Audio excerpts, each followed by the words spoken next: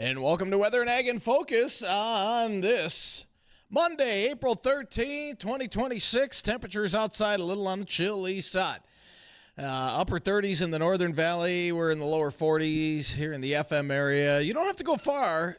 Just south of Fergus, temperatures approaching 60. There's a warm front to our south. Not going to make it this far north, unfortunately. We're going to be stuck with the clouds and kind of chilly temperatures for the next couple of days. I'm Chief Meteorologist Dean Wysocki, along with our Ag Director Bridgette Readel. Good afternoon, Bridgette. Will we get sunshine in the next couple of days? Midweek. Okay. Not much today and tomorrow. Okay. But the next Wednesday, Thursday will dry things out. A lot of sunshine, a little breeze, not too bad.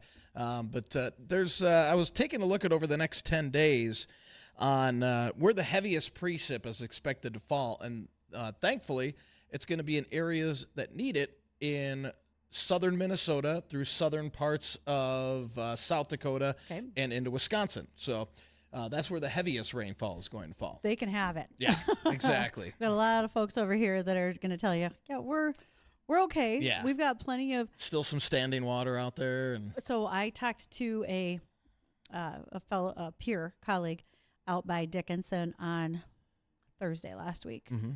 And he's got a farmer who has 3,000 acres of small grains planted. And he got stuck 7 times doing it. Ooh. So our guest today is going to be like, well, that's great for me. But I mean, in the general scheme of things, nobody likes having to pull equipment out because that's excessive wear and tear on machinery. Is it a little early for plant? Because we've still got freezing temperatures in the... They're out in western North Dakota. They haven't had the snowfall. Okay, gotcha. They're always ahead of us. Yeah, so, no doubt. Yeah, I'm not surprised. Yeah, no doubt. And we do have some warmer weather. We're going to continue with that roller coaster ride, it looks like, over the next week to 10 days as these up and down temperatures continue. And we're on the downside today and tomorrow. With a lot of clouds around today, we'll see some showers. We can't even rule out an isolated rumble of thunder as we head towards evening. And with temperatures only in the 40s today, that is it. Down into the upper 30s, a few isolated leftover showers tonight. And then as we head into your Tuesday, any showers will be in the morning. Then we'll see mostly cloudy skies, but we'll see some clearing late in the day. Low to mid 50s, and then much better Wednesday and Thursday. Those are the pick days of the week, with temperatures in the mid to upper 60s, both Wednesday and Thursday. As we head into Friday, we're going to start the morning mild, but then a sharp cold front will swing through probably, let's say mid-morning, and then we'll see falling temperatures throughout the day. We might even see the dreaded S word on Friday, at least some rain, possibly a rain-snow mix. I'm not looking for much, if anything, in the way of accumulation, so we're not worried about that. But much cooler weather to start off the weekend with 30s, upper 30s on Saturday with a hard freeze in the morning. And then we'll start to warm things up to about 50 on Sunday. That'll be the pick day of the weekend. And then back up into the upper 60s to start off next week. So that up and down trend continues. And we'll be talking more about our spring and upcoming summer on Thursday. This Thursday on the Jay Thomas Show. Me and Bridgette will be joining Gary Lezak, and Jay will be talking about our upcoming spring and summer using our LRC outlook. What are we going to be looking at in terms of rainfall for this upcoming spring? Will drought conditions be a problem as we head into summer? What about this developing El Nino? How will that affect the LRC? So we'll be talking about all of that. And if you have any questions in advance, feel free to shoot me an email, weather@flagfamily.com, or if you have any ag questions, you can shoot Bridgette an email, ag@flagfamily.com. So we appreciate those emails, and Superior Grain Equipment makes sure that our inboxes run smoothly. And not only us, but they make sure to protect your farm's future with Superior Grain Storage, Drying, and Handling Solutions. You can go to them at superiourbins.com. I think getting ahead of questions for Thursday will be helpful. And I've had some farmers already reach out. I think we've talked about them a little bit, but we'll do that on a broader brush on Thursday as well with what, are we going to go from this cold, if you will? Most folks think it's like March instead of April right now. Are we going to get a sudden warm up? What does our moisture situation look like? Depending on where you are, you're paying very close attention to where the frost levels are as well, because as that comes up, that brings more moisture out and folks still get stuck in the field. So there's a lot to be going on for Thursday. Busy time of the year as well. Yeah, it really is. There's been plenty of things happening in everybody's world, you might say. Now, one of those things is the fact that North Harvest bean growers, they have always represented as an association the dry bean producer for this region. So when we think about dry beans, think about kidney beans, pintos, blacks, navies, pinks, all these different kinds of beans that we raise in this region. And North Dakota is a leader in dry edible beans, followed closely behind by Michigan, just due to our climate. Well, we've always been representing the growers with the North Harvest Bean Growers Association, but it's now joining Pulse USA, or USA Pulses, excuse me, they changed that name. And so this will be a unified organization that helps when it comes to legislative work, lobbying, but also trade missions and going out to other countries to drum up more export business. When we talk about USA Pulses, what falls under their umbrella, if you will, lentils, pretty much non-soybeans. Chickpeas, we'll also put canola under pulses. We can talk about other legumes like lentils as well. So there's a lot that fits together.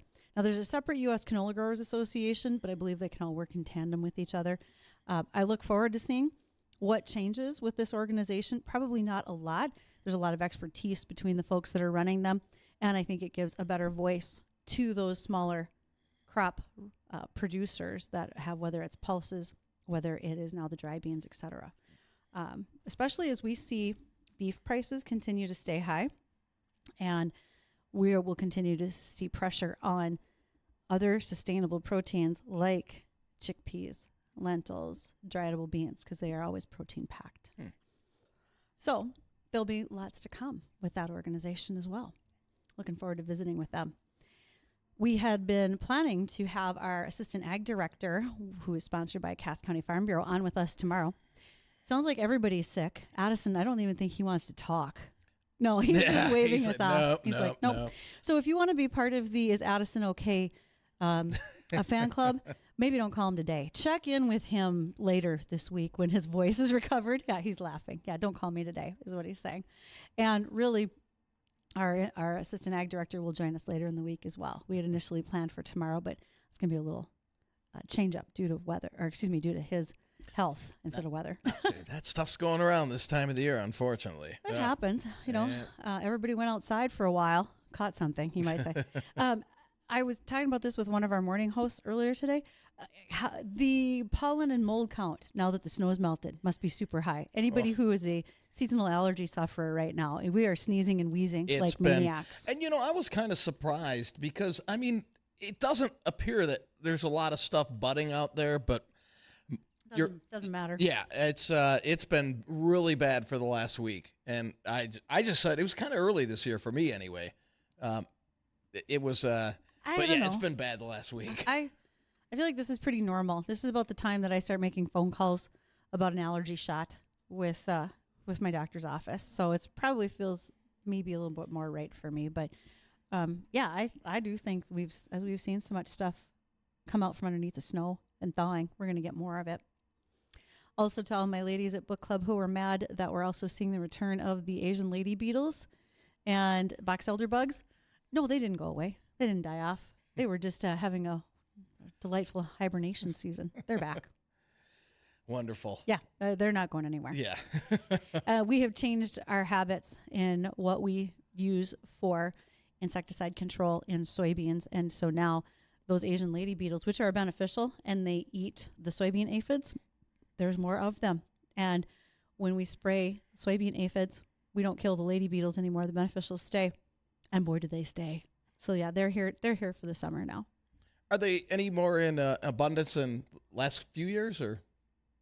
They're just carrying over. Okay. Their population will swell as the summer goes on. They're well fed in this neighborhood, you might say. So whether you like them or not, they are here to stay. When you have questions about that and other things, you can call us on the JLA Insurance phone line. That number is 701-293-9000. We know that there were big changes in crop insurance this year, including higher premium subsidies, more coverage options, and some stronger benefits for beginning farmers. If you have not discussed that with an agent, you're going to want to reach out to Nate Thorsrud. He's a farmer too. And again, he's JLA Crop Insurance. And we're happy to have him as part of the show. And then also watching on the live stream. Today, As always, the live stream will be highly eventful. We've got photos to share with our guest today. Warren Moe is joining us from Oaks Truck and Trailer. Got some pictures we're going to want to look at.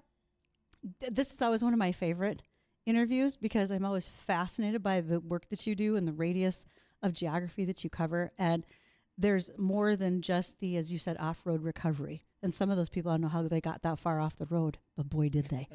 So when we return, we're going to visit about that. And for those who can pick up our live stream, it's brought to us by Lighthouse Commodities. Please do. We're on Facebook, YouTube, and Acres TV, and you'll enjoy the things that we get to show and talk about as we roll on today. After the American Ag Network's Livestock Report, we will talk with our guest and so much more.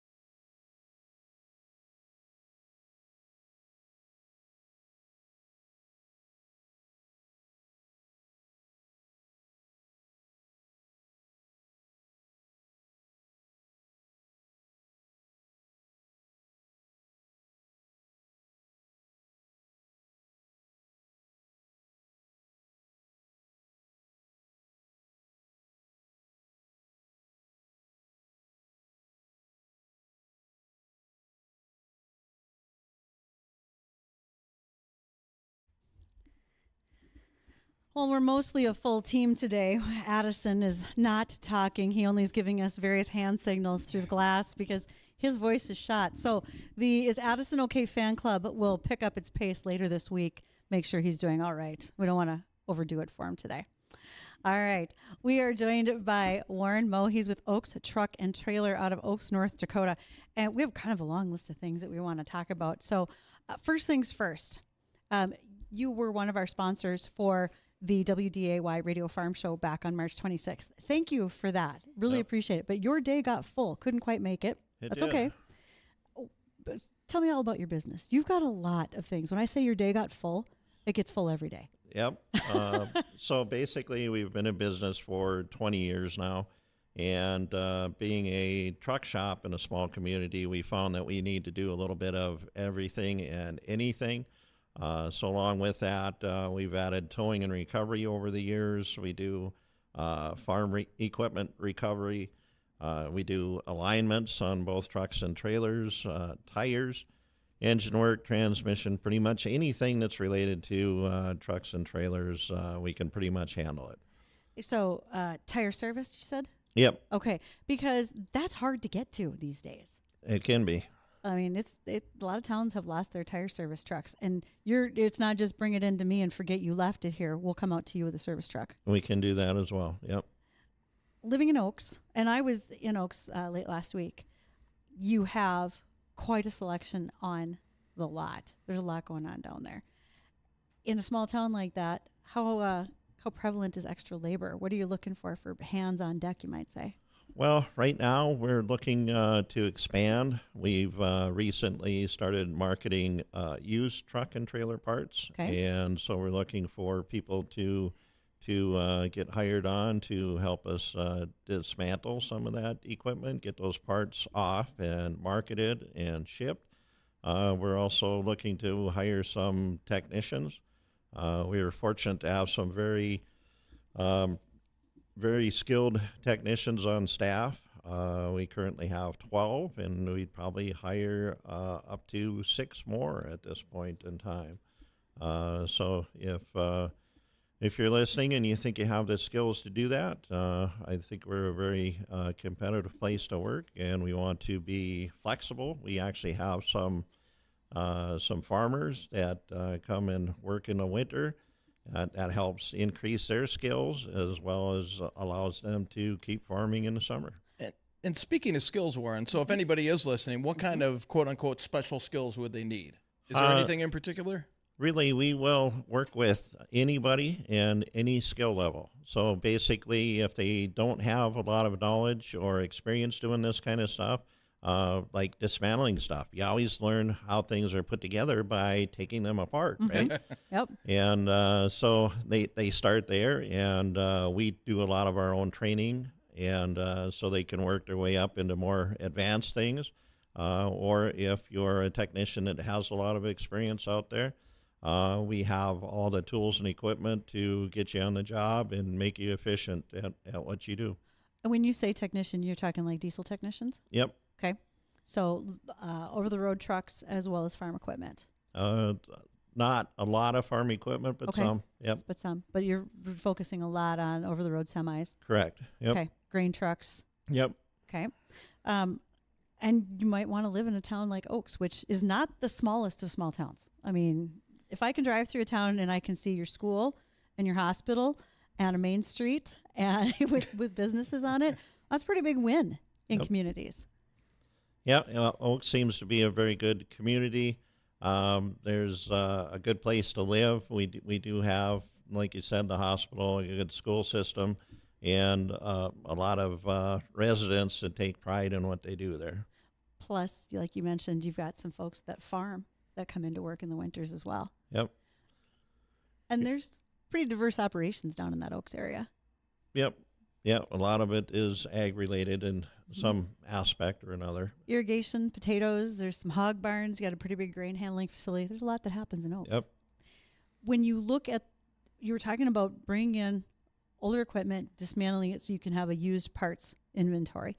So are you looking at having a salvage yard, or is this mostly we're just looking at for certain pieces. How's that look? Well, basically, this started during COVID. Okay.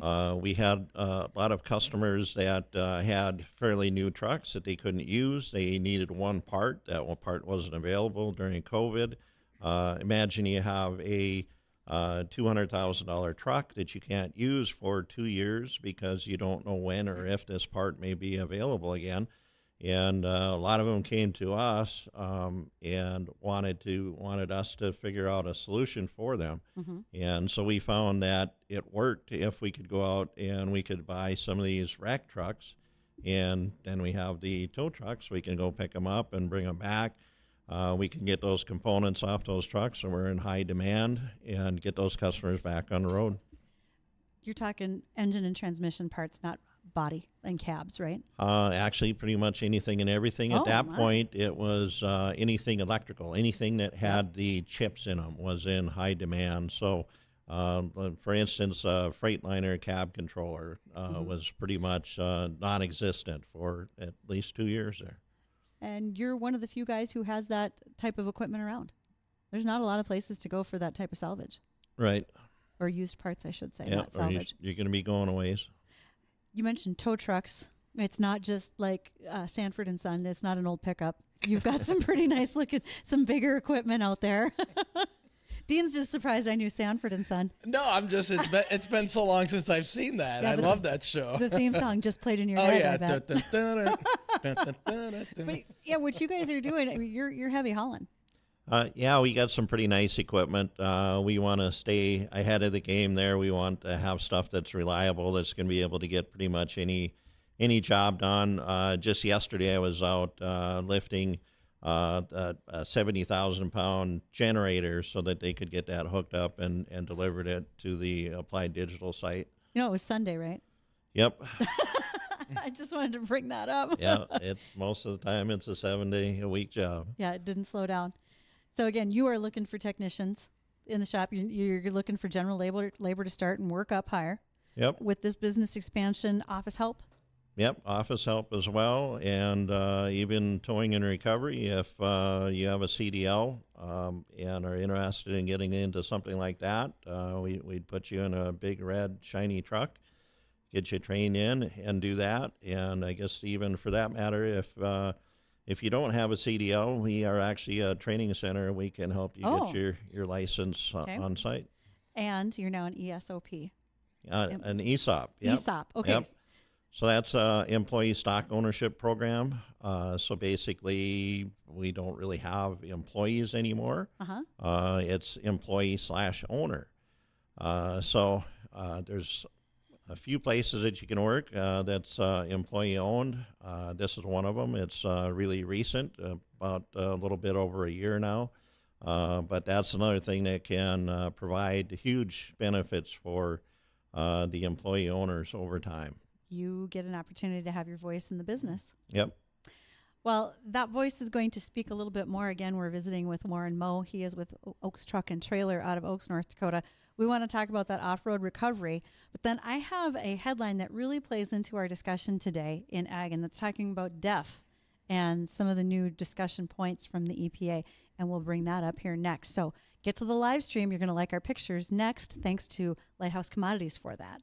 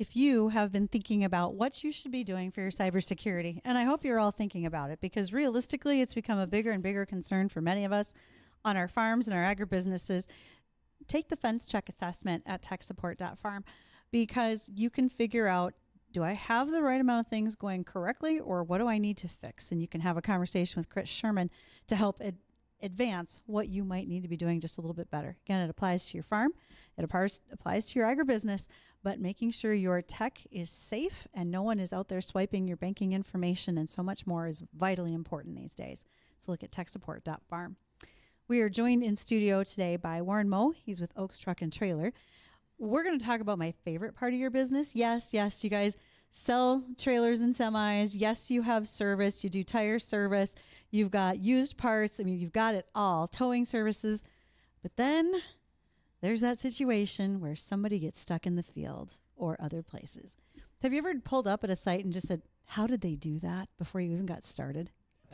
There's a few times like that. Yeah. Or why did they do that? Why did they keep on going? Why did they keep going? I just had one here a couple of weeks ago where a rancher went down a pretty steep hill and went down to the pond to break the ice open for the cattle. What did he take down that hill? Tractor loader, front assist, John Deere, fairly new. Oh boy! Yep. And he went down there. He made it down to the ice, and he put the bucket on the ice a few times and was unable to break the ice. Oh. So then he went to back out, and the hill was too slick, and he couldn't back up the hill. So he thought, well, ice was probably good, right? No. Yeah. Made it halfway across the pond before it went through. How deep was the pond? It was only about 4 feet, but Still. that's deep enough. Yeah. Okay.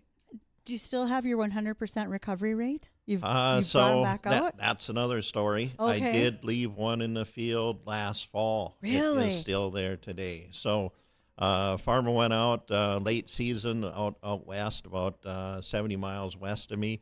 And Hold on. 70 miles west, we're in my home county. All of a sudden, I'm like, I think I know this guy. Yeah. And anyway, getting some of the last corn. They only had a day or two left. Got too close to the slough in the dark. Oh, no. And got stuck. And so they went out with a track machine and hooked that on and couldn't quite get it. So they called a neighbor, got another track machine, put 2 of them on the back of this combine, and they pulled on it until they pulled the belly cable out from underneath the combine. Oh, that's bad. That's when you know it's really stuck. Yes. Yep. And I probably could have got him at that point, but he waited for 2.5 days, and that's when the ground was freezing up. So by the time I got out there, the ground was all froze around the combine. I could start moving it. I could see, but I was basically taking all the ground about 8 feet around this combine, and I was starting to slide the whole thing. The ground was froze hard enough. The hydro wouldn't even move the drive wheels to help either. So I told the farmer that if you don't mind, this would probably be a good time just to park this combine, and we'll come back in the spring. So you haven't really lost your 100% recovery rate yet. I got to go back. You got to go back. Yeah. Okay. That's worst case scenario. Well, not worst case, but nobody wants to have a piece of equipment that's pulled in half either. No, that doesn't do any good, and we don't want to see anybody get hurt doing this stuff either. So the way that you do this, you use a skid steer and a cabling system, correct? So that's what we used to use. Now we got a really big skid steer. It's actually a John Deere high-speed dozer. Oh, so it's got a 11-foot blade on the front, and then it's got a 75,000-pound winch on that. And so with that, we can use the blade to anchor. And, of course, the winch, we can pull 75,000. If it's going to take more than that, we just add a snatch block or a pulley. And now we got 2 lines to load. We have had up to 6 lines to the load, so we're pulling at that point in the neighborhood of 250,000 pounds. Holy cow. Now, there's plenty of folks that are listening and saying, nothing ever gets that stuck. If you're looking at our live stream, yeah, it does. Whether it's because you thought it looked dry and you broke through, whether you thought that it's not that deep and you fell in, there's a lot of reasons why it happens. Yep. And when it happens, instead of burying yourself deeper, just call you, Warren. Well, that's what a lot of people have started doing now. But unfortunately, most of the time when we get called out, it's because all other options have failed. You are it. Yep. Wow. There's a lot to be said for how this piece of equipment looks. So yeah, Addison, you can roll through any of your favorites if you'd like. There's from sprayers to tractors to you even pulled out some heavy equipment that has had a problem as well. Yeah, we've done some some drill rigs for power lines. We actually pulled an island out of a lake, if you want to call it that. It was a power line foundation that was in a navigable lake. They were able to span the lake, so now this power line foundation had to come out by their permit. The power line company was unsuccessful during the winter when the ice was on, so they called us in the spring, and we ended up going out there with 1,000 feet of 1.5-inch cable and 100 15-inch inner tubes, and strung the cable out along the shore and floated it on these inner tubes, took it out around this island or this foundation with a boat, pulled it around, and then we pulled all the tubes back out so the cable sunk to the bottom of the lake, and then we hooked onto it with our equipment and basically sheared everything off at the lake level and was able to pull it out that way. We recovered an island. It's not often. Pulled an island out of a lake. There's not too many people that can say that. Nope. I hope that goes on the website. I really do. With some of the things that you do, it's also implements, right? It's not just the self-propelled piece of the situation. It could be anhydrous tanks, like the double nurse tanks. It could be grain carts on the back of an air seeder, etc. Yeah, we've had planters, 48-row planters that have been in so bad that you couldn't see the boxes on one half of the planter. Oh my gosh. And that gets to be a very slow process. So everybody thinks that pulling stuff out needs to be super fast. Yeah, take a run at it. it. As soon as that rope's tight, go. Yep, so that's when stuff gets pulled apart. That's a super amount of shock load that gets put on everything at that point. So when we hook onto it with a winch, we don't care. If we're pulling a 1/2 inch of cable in every minute, that's fine. We know something's moving at that point, but it gives all the ground, the mud, the soil, a chance to move out of the way. So we typically put a fraction of the amount of force with a winch on that people do trying to pull it out with a tractor. Going from 0 to 2 miles an hour in a fraction of a second is a huge amount of force. Wow. And it's not just I drove into it because I wasn't looking, it was dark, GPS took me there, whatever the case, or auto steer. But it, like in the picture that's on the screen right now in that top right, when you think about it, sometimes the roads give way. You've got these heavy loaded pieces of equipment and they're at a pretty precarious angle. And you still have to right that and get that out of there. So it's not a fast process, like you said. Yeah, and sometimes it's a matter of 2 pieces of equipment meeting on that road in the middle of that. So,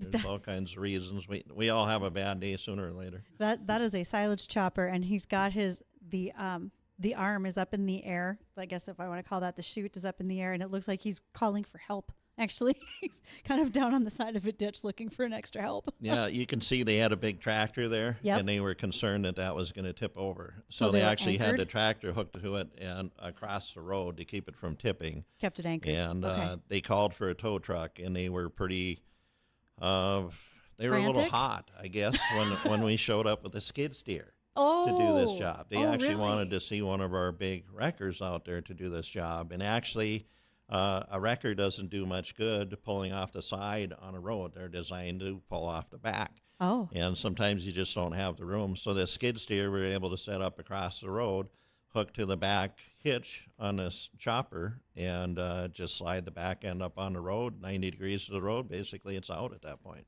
It's not only the safety of the equipment, it's the safety of the people around. Absolutely. What you're doing, you have a very secure process to make sure that people aren't getting hurt. Yeah, basically, like the overhead crane people won't lift a load unless they know exactly how much it weighs, so they know how much they should be rigging for, and the capacity of their crane. We do much the same thing when we're doing recoveries. We have formulas that we can figure out what our resistance is going to be. Once we know that, then we know what we need for rigging, and we know what we're going to need for basically an anchor. That's our weak point, is how much we can anchor out there in some of these soil conditions. Oof. And some are worse than others by any means. Warren, is there any one particular incident that stands out in your mind? Like the worst situation you're thinking, man, there's no way we're going to get this person out? I don't know. I hate to say it, but a lot of that stuff is pretty routine now. Okay. But That's good. yeah. Pretty much any piece of farm equipment now is fairly routine for us. Most of the time now, we don't even unhook the implement if it's not already unhooked. By the time we get there, we prefer just to take it out as one unit. So that's the other good thing about doing winches, is we got this big long cable, and so we can put the snatch blocks in there, and we can put one snatch block on the implement and one on the tractor. So now we're dividing our load, and we're pulling 50% on the implement, 50% on the tractor, so we aren't going to pull anything apart at that point. When we do wide implements like planters and stuff, then we may run 6 lines to the load, so we'll go out to a wing pivot, and we'll grab it there, one on each side, and then one in the middle on the tractor. That way everything gets equal amount of pull. So I call you. I'm stuck. Like right now, there's a picture of a track hoe that's not looking like things are going to go well for him. Do I have to sign a waiver in case something does go badly and my equipment gets wrecked? So we don't currently have anybody signing any waivers. Maybe we should at some point, but we've never caused damage. Yeah, you've been that good. Yeah. So fortunately, and with the training and the knowledge and the experience, goes a long ways. Plus, when you get there, people are really happy to see you. Typically, yep. Might be a little hot. It's not a tow truck, but it works. And then usually by the time I'm ready to leave, they say, well, thanks a lot. You really did a good job, and we really appreciate it. But then they follow it up, and they say, we hope we never see you again. That is the truth. I'd like to never have to meet like this again. One of the headlines that's been pretty prominent these days, particularly in regards to the EPA's announcement that they want to remove DEF sensor requirements. DEF is diesel emission fluids on not only over-the-road trucks, but also on farm equipment. And that's been batted back and forth. You know, how much money would that save farmers, average consumers, et cetera? You and I started visiting about that here before the show started. If it really does happen, and the EPA says we no longer need to see DEF on equipment, do you have any thoughts one way or the other if that's helpful or unhelpful at this time? So basically, the diesel exhaust fluid helps take the oxides out of the exhaust. And as far as I'm aware, this recent ruling with the EPA doesn't say that you can get rid of the DEF, but it does say that you don't need to have the DEF quality sensor any longer. Yep, the nitrous oxide sensors. Yep. So that's one thing that has been troublesome in the past. So if you don't have to have that quality sensor, that's one less thing that could go wrong. There again, I don't believe that the after-treatment systems are going anywhere. There are some exclusions. When you start getting the real high horsepower, they are excluded from after-treatment, as well as some of the smaller stuff that's out there. But from what I understand, the statements that have been made are challenged in court at the present time. All the manufacturers are basically moving ahead to meet 2027 emission standards, which are going to get twice as complicated from what I understand, from what I've read. Now, in order to reduce the emissions, now instead of one after-treatment system, now they're going to 2 after-treatment systems. And so now we got one unreliable system. In 2027, we're probably most likely going to have 2. Yep. And then not only are they changing that, but even the electrical systems, from what I've heard, are going to go to 48-volt alternators. Oh.